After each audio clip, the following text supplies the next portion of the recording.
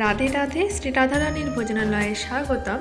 আজকে করব পিৎজার মতনই আরও একটি রেসিপিটা শেষ অবধি দেখতে থাকো। ভালো লাগলে অবশ্যই লাইক, শেয়ার আর সাবস্ক্রাইব করে দিও চ্যানেলটিকে। রেসিপিটার নাম এখনও যেহেতু ঠিক করতে পারিনি, তাই তোমরাই কমেন্ট বক্সে জানিও। প্রথমে যে উপকরণটা নিচ্ছি সেটা হচ্ছে ছোট 2 বাটির ময়দা এবং 3 বাটি মতন আটা। পিৎজার বেস যেমনভাবে তৈরি করতে হয় ঠিক সেইভাবে এই বেসটাকেও তৈরি করে নিতে হবে।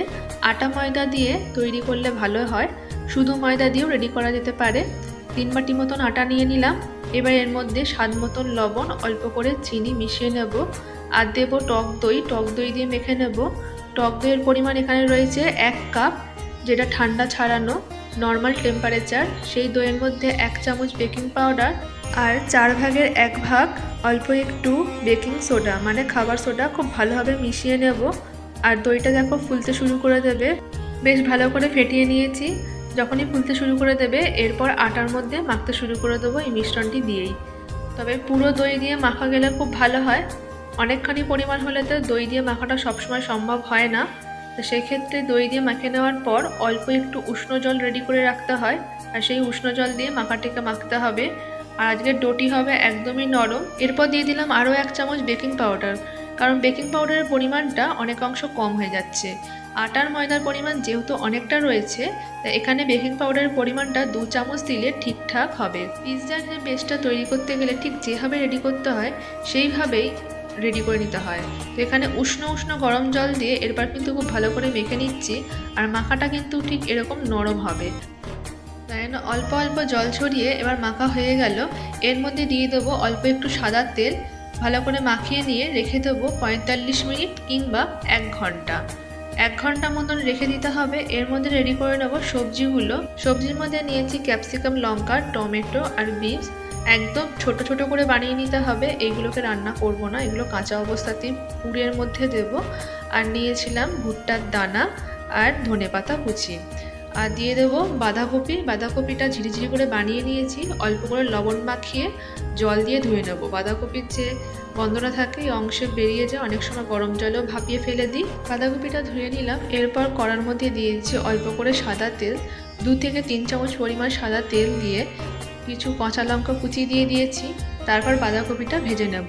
বাঁধাকপিটা দিয়ে 5 থেকে 6 মিনিট গ্যাসের ফ্লেম বাড়িয়ে ভালো করে নেড়েচেড়ে নেব, যাতে বাঁধাকপির জলটা একদম অংশে শুকিয়ে যায়।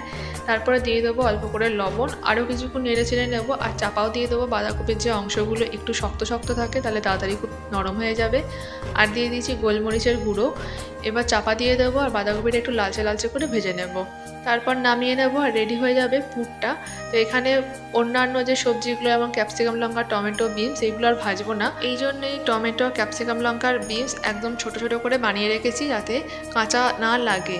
তো এখানেতে খুলে নিলাম ঢাকাটা। দেখো গ্যাসের ফ্লেমটা একদম কমানো ছিল। আর গ্যাসের ফ্লেমটা ভালো করে কমিয়ে রেখে ভাজলে বেশি পুড়ে যায় না। আর নামানোর আগে অল্প একটুখানি ভিনিগার দিয়ে দিলাম। আর ভালো করে নেড়ে চেড়ে নিয়ে এবার নামিয়ে নেব। রেডি হয়ে যাবে বাঁধাকপির পুরটা। এরপর ময়দা মাখার ঢাকাটি খুলে নেব। তারপর ওখান থেকে লেচি রেডি করব। তো ময়দা মাখাটি বেশ নরম হয়ে গেছিলো। আর একবার ভালো করে মেখে নিচ্ছি। আর অনেকটা ফুলে গেছিলো, যেহেতু বেকিং পাউডার দিয়ে মাখা থাকে তাই জন্য একটু ফুলেও যায় আর সুন্দর হয়। এই ক্ষেত্রে যখনই দেখবে যে ময়দা মাখাটি খুব সুন্দরভাবে ফুলেছে তখনই বুঝবে যে তোমার এই পিৎজার বেসটি খুব সুন্দর রেডি হয়ে গেছে। তো এরপর অল্প করে ময়দা ছড়িয়ে কিংবা আটা ছড়িয়ে এবার রেডি করে নেব। লেচিগুলো একটু আটার রুটির থেকে অল্প একটু বড় থাকবে। তারপর রুটির মতন ভালো করে বেলে নিতে হবে। এবার লেচিগুলো রেডি করে নিই।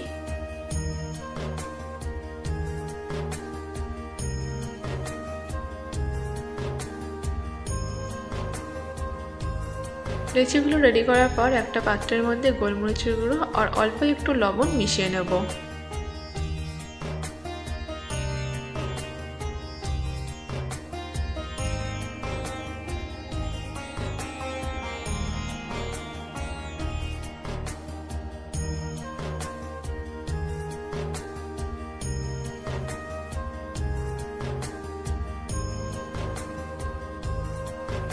রুটিগুলো বেলে নেব। খুব মোটা নয়, খুব পাতলা নয়, একটা মিডিয়াম লেয়ারের মধ্যে বেলে নিতে হবে। তারপরে একে একে দিয়ে দেবো টমেটো সস, ভেজে রাখা বাঁধাকপি, তার সাথে মিশিয়ে নিয়েছি ধনেপাতাটা।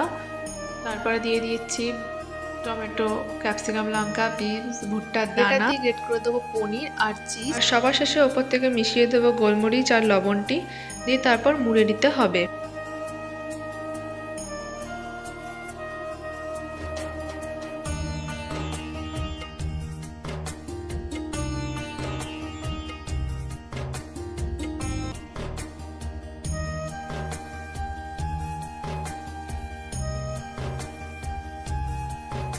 মোড়ার সময় অল্প একটু জল হাতে লাগিয়ে নিয়ে মুখগুলোতে দিয়ে দিতে হবে, তাহলে রাত্রির মুখটা বন্ধ হয়ে যায় আর খুলে যাবে না। অল্প একটু জল দিয়ে মোড়া গেলে কোনো অসুবিধা হবে না। এরপর প্যানের মধ্যে অল্প করে তেল মাখিয়ে নিচ্ছি আর এটা দিয়ে দেবো, আর ওর গায়েতেও একটু তেল মাখিয়ে দেবো আর হতে দেবো ঠিক 2 থেকে 3 মিনিট। গ্যাসের ফ্লেমটা মিডিয়ামে থাকবে।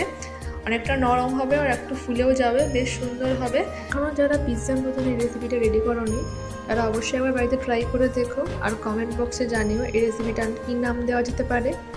ভালো লাগলে লাইক, শেয়ার আর সাবস্ক্রাইব করে দিও চ্যানেলটিকে।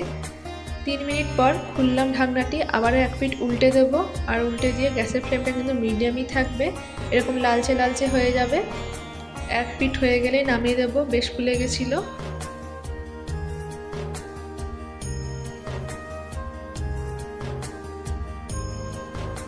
দুটো পিঠই লাল লাল হয়ে গেছে আর রেডিও হয়ে গেছে, কোনো অংশ কাঁচাও নেই। নামিয়ে নিচ্ছি, এবার একটা ছুরি দিয়ে ভেঙে দেখাচ্ছি। তবে এইটা যেটা আমি রেডি করলাম প্রথমে সেটা নয়, এটা একটা অন্য, যেটার মুখটা আমি একটু অন্য করে মুড়েছিলাম। তবে ওইভাবে যদি মোড়া হয় তাহলে কিন্তু খুলবে না। আমি এটাকে জাস্ট সিম্পলভাবে মুড়ে দিয়েছিলাম, যার কারণে এটা খুলে গেছিলো। কিন্তু অন্যভাবে যদি আমি প্রথম যেটা মুড়েছিলাম সেইভাবে যদি মোড়া হয় তাহলে কিন্তু খুলবে না।